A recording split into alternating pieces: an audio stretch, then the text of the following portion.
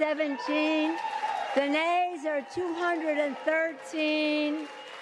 The bill is passed.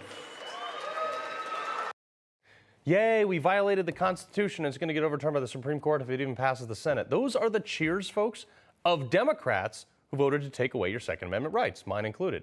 Now, House Democrats just passed a bill a few hours ago to ban what they call assault-style weapons, a.k.a. a bill that would solve absolutely no gun crime or mass shooting issues in the country whatsoever. This will now make it way over to the Senate, obviously, where it's probably going to be struck down. I don't see Joe Manchin voting for an anti-gun bill in West Virginia. So what's the point of passing it in the House at all? Well, apparently, a bunch of liberal congressmen and women can go home to their districts and say, look, I did something. Well, Republican Congressman of Florida, Greg Steube, is here with us tonight. Congressman, I think you're probably the perfect guy for this. Well, and there's no coincidence that this happened right before our recess when we all go home for 6 weeks. Yeah. When people are going back and we're getting closer to the midterms, so all those liberal Democrats can go into their town halls and say, look, we took guns away from law-abiding citizens, despite the fact that it's not going to do anything to prevent gun violence in this country. What's really disappointing about all of this is had those two Republicans not joined the Democrats and voted for that bill, the bill would have died.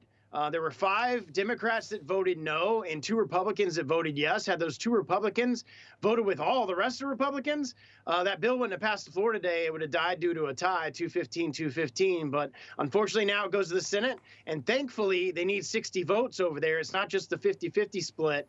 I can't see 10 Republicans voting for that over there. Maybe a couple Republicans would be willing to vote for it over there, but I can't see 10. Yeah, Brian Fitzpatrick out of Pennsylvania. In the Pennsylvania Constitution, it says the right to bear arms shall not be questioned. And here he is voting to take away a weapon from American people that is more popular than the Ford pickup trucks. So, Congressman, this is the Supreme Court decision. I actually read it cover to cover for the Bruin case. And in that, Supreme Court Justice Clarence Thomas noted, he said, look, this applies to weapons that were not created at the time of the writing of the Second Amendment. And I look at that and be like, wow, that's pretty definitive. And it also says in there that weapons that are in common ownership can be protected. Common use. Yeah, common use can be protected by the Second Amendment. This was echoed in the Heller decision as well, under reasonable restrictions. Now, my question is, if we know we have at least a 5-4, probably 6-3 decision coming to back that up yet again, what the heck are they doing?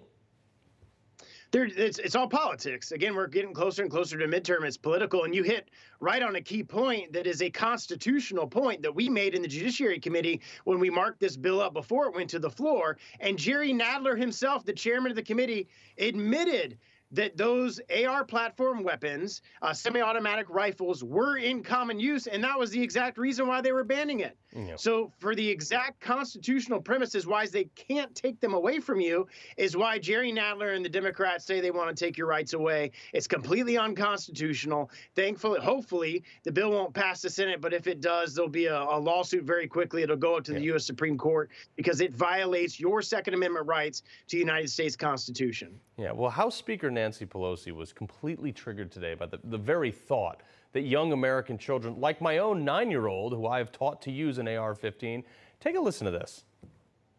When I talk about it on the floor this afternoon, I'm going to show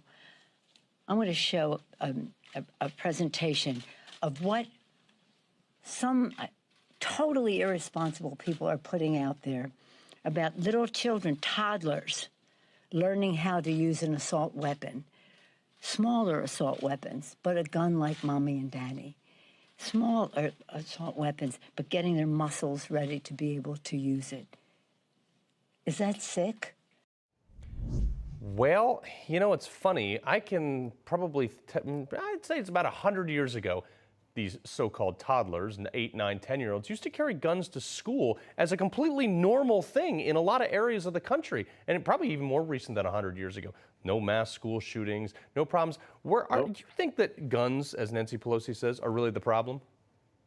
Of course, they're not the problem. They're just like vehicles. Should we ban vehicles because they kill people? Should we ban pressure cookers that the Boston bomber used because they use those to kill people? No, that's just the tool and the instrument that terrorists and murderers and criminals use to commit their crimes. By just taking the tool away, all you're doing is taking away the right of law-abiding citizens in violation of the Second Amendment to our Constitution to defend yourself and your family. And I will constantly fight for this. I've fought my entire political career for the sanctity of the Second Amendment, and I will continue to fight. And God willing, the Republicans will take the majority back in November, and you will see pro-Second Amendment pieces of legislation that will pass the House and go to the Senate to support everyday Americans who stand by the Second Amendment and want to protect themselves and their families against criminals and this huge crime wave that Democrats have created all across the country. Yeah, well, if you're ever up in Connecticut, Congressman, I'd love to invite you up to my farm where I have 800 yards of freedom shooting. So Republicans